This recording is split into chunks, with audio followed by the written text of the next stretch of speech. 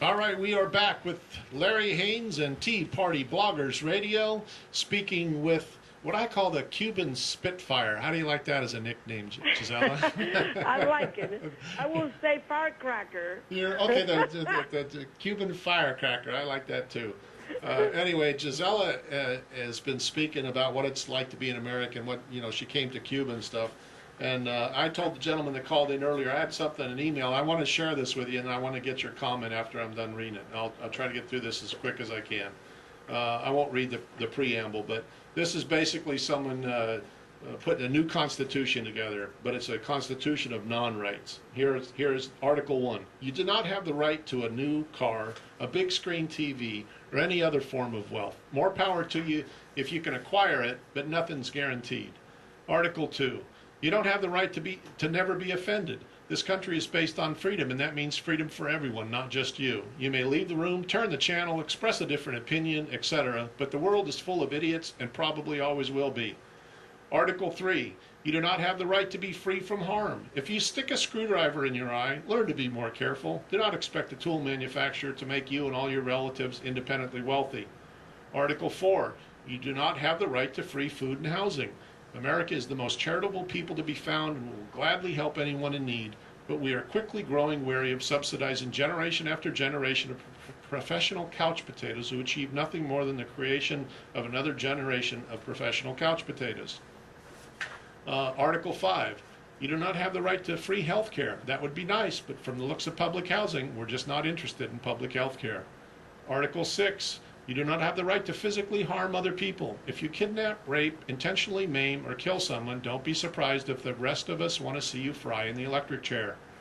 Article 7. You do not have the right to the possession of others. If you rob, cheat, or coerce away the goods or services of other citizens, don't be surprised if the rest of us get together and lock you away in a place where you still won't have the rights to the big screen TV or a life of leisure. Article 8. You do not have the right to a job. All of us sure want you to have a job and will gladly help you along in hard times, but we expect you to take advantage of opportunities of education, vocational training laid before you to make yourself useful. You do not have the right to happiness in Article 9. Being an American means you have the right to pursue happiness, which, by the way, is a lot easier if you are unencumbered by an overabundance of idiotic laws created by those of you who were confused by the Bill of Rights. Article 10. This is an English-speaking country. We don't care where you're from. English is our language. Learn it or go back to where you came from. And it goes on, but what do you think about that? I love it. Okay. I'm all for it. Let me start from the language up. Absolutely. Okay, when I came in 85, I said it, I came with no English.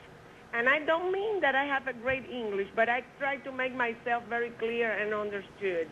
And the first thing I tried to do when I came to America was to try to find a place to learn English, because I didn't want, first of all, I don't trust anybody. So I wanted to know what was said around me. I wanted to know how to answer to whatever questions or whatever situations and defend myself. So language is very important. And if you are lazy enough not to try to learn it, then you know that you are in disadvantage. And that's one of the things that I put in my clients' mind when they are newcomers. I tell them the very first thing you need to do is learn the language. I know that we come here eager to work, but if you go to work and you don't learn the language, you will never prosper, because you are not going to be able to move on, in the ladder and get better positions or better situations and better salaries and so on. And Gisela, let me just pop in here and say, for anyone that needs to learn English, or if you know someone that needs to learn English, most English as a second language that's taught in many, many churches around the area, around the country, and for in that some matter. of the high schools and in many colleges. I attended Delgado Community College, which I love, and I keep it very dear to my heart because I learned almost everything there. And I went with intention just to learn English as a second language, but once I was there and I saw the tremendous opportunity I had on the a Pell Grant, okay? So it was for free. I had the opportunity to learn the language and pursue a degree, an associate degree. And in the meantime, I really got 3 associate degrees at the same time that I was pursuing the language. And at the time that I finished in 1991, I had 3 associate degrees, and I was ready to move on and transfer all my credits to Loyola University. I didn't graduate in Loyola. I still have to go and pursue my senior year. But I had that opportunity, and I thought of that as it was tremendous for me, because in Cuba they didn't let me go to the university because I didn't belong to the party. Right. Well, Gisela, I tell you what, you can go back and get your degree your senior year after you're finished saving the country, okay? Yes, indeed. No, right now, really, America is my first thing, even above my business, which has taken first. And I'm going to tell you why. I have a son, and I have 3 grandchildren, and I don't want them,